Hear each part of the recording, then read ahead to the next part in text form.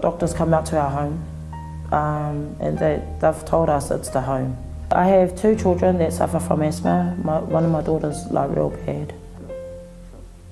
4 children at home at one time, sick, plus my partner. So I'm at both ends of the home trying to deal with this child, that child, and then my partner. And then everyone, family and that, they wonder how I do it. And I said, you just do it, it's part of life. You just got to keep going on. Yeah, there's mould in the home, or the condensation on the windows throughout the home. I just wipe the windows every day. Some of my children that all bunk in one in the room or in the lounge, and they shut the doors off just to keep warm and stuff like that, yeah. So children having a lot of time off school, not feeling well, always coughing, having sore throats, like suffering from respiratory problems that they've never had it since we've been in the property.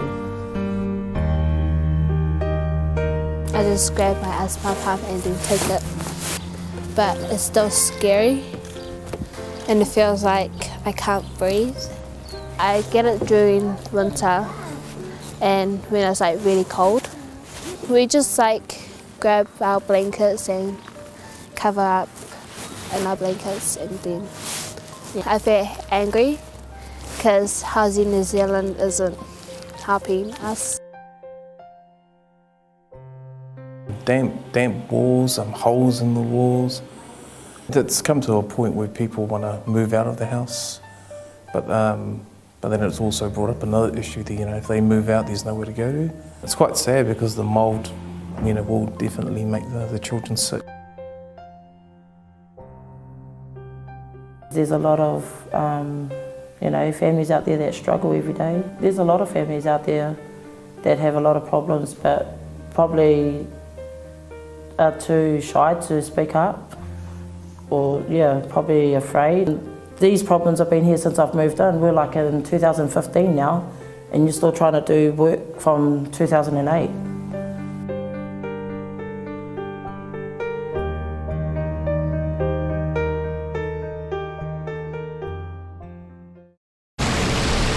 It's been nearly a year since Brad Johnston moved into Fallon Apartments located in Music Row. The luxury apartments owned by Gray Star has had several water issues, according to Brad. There was a major mechanical failure in December of 2022 that caused all residents from the building to have to be relocated to a hotel. On Tuesday, he captured video of pipes bursting, leaving a mess all over the floor. But his issues started in August of 2023 when his neighbor across the hall reached out. I got a text from him during a work day, we were friends, stating that the apartment complex had called him multiple times at work, saying he needed to urgently move out of his apartment because there was a major pipe burst that was gonna essentially cave in his kitchen. Several weeks later, pictures were shared with me of extensive black mold in that unit that was damaged and moved. Brad was worried his unit could be at risk, but says employees told him no. Then he started to get sick. I was prescribed an inhaler for the first time in my life. I was prescribed multiple antibiotics and steroids to try and bolster my system, to no avail. He says despite asking to be let out of his lease, he was denied. Adding Fallon never tried to fix the problem, so he hired Tennessee mold inspectors to come out twice, and they found toxic black mold. When, a report, specifically says that it's, recommended that tenants in proximity to where air samples were taken vacate the premises until remediation is complete. Seth Klein is representing Brad. Seth says that Brad is just one of the tenants that he is representing here at Fallon Apartments. He's actually planning to file more lawsuits. We currently have 3 Fallon tenants that are clients and are in conversations with 2 more related to the same issues.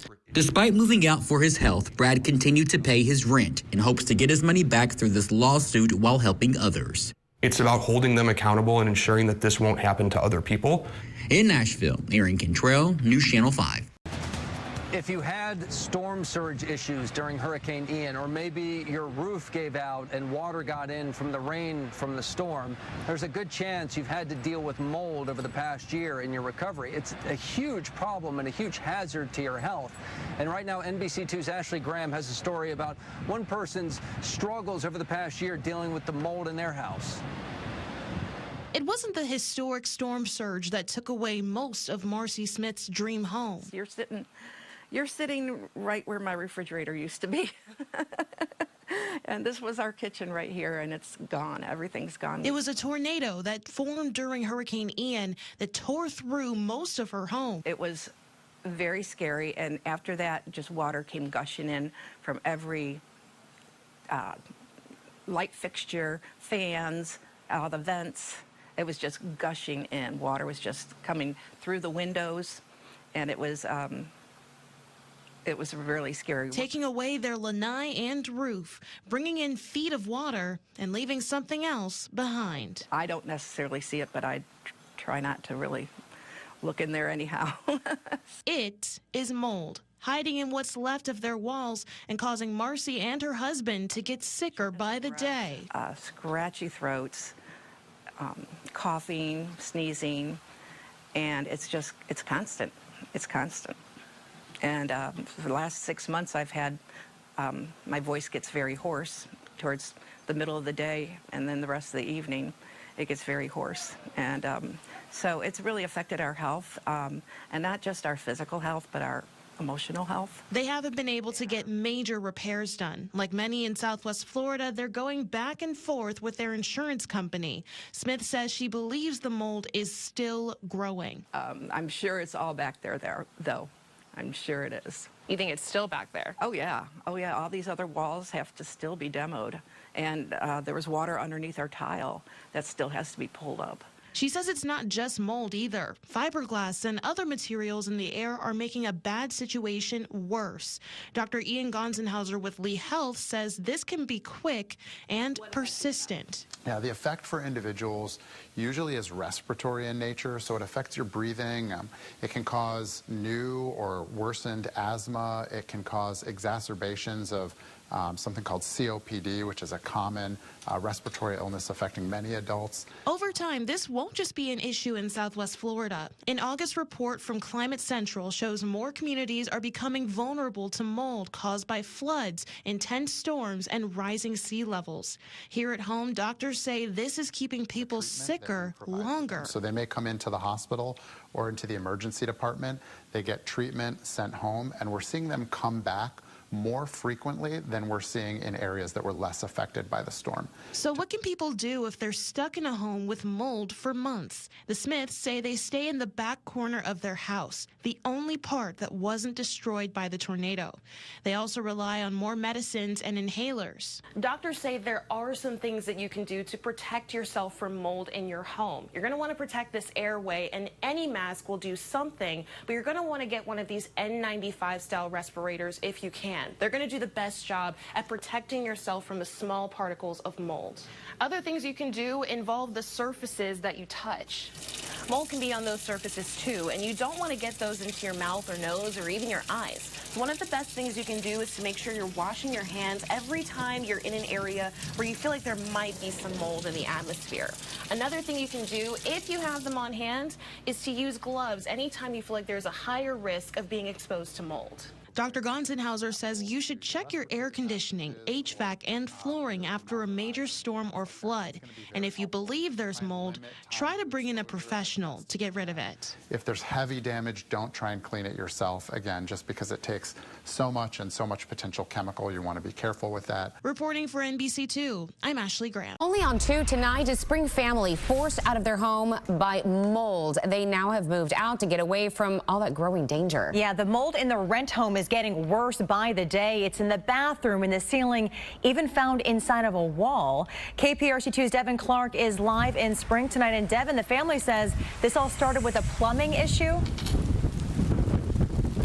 It did, Christine and Daniela. The family that lives here says the mold has not only affected their health, but it's also affected their livelihoods. And now the property manager is promising to fix the problem, but the tenants say they are not holding their breaths.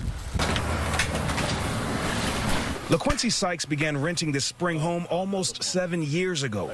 But several months ago, he says he noticed some major plumbing issues that began in the bathroom. The water came all the way up to here. The bathroom walls butt up against the 2 bedrooms he, his wife, and their 3 young children sleep in. The water overflowed. It's like maybe like a little hole over there on the side that the water got under the tub, I'm pretty sure, and that's where the water started going to both rooms. Sykes says the plumbing issues still aren't fixed, but soggy floors and walls are only part of the problem. And whenever I moved the bed, that's when I saw black mold growing all the way out into the carpet. Today we saw what appears to be mold growing around the bathtub, on vents, ceilings, and inside a wall.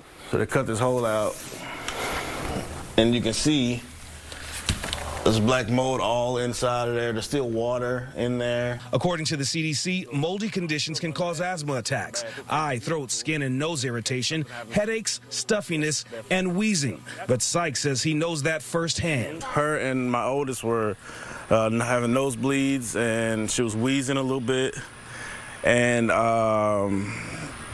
she was throwing up. After taking his 11-month-old to the hospital twice, Sykes says he's had to move his family an hour away to Huntsville to live with his mother, where their conditions improved. He claims the management company, Hunt Property Management, is lagging on fixing the problem. She always talks around it, like we fix this and we fix that, but what about the mold? Sykes says he's a disabled veteran who's been unable to work part-time, having to stay so far away. And today, we did get a hold of that property manager who says she's aware of the issue and working to fix it as soon as possible. Meanwhile, Sykes says he and his family will not be moving back until that happens. We're live in Spring. Devin Clark, KPRC 2 News.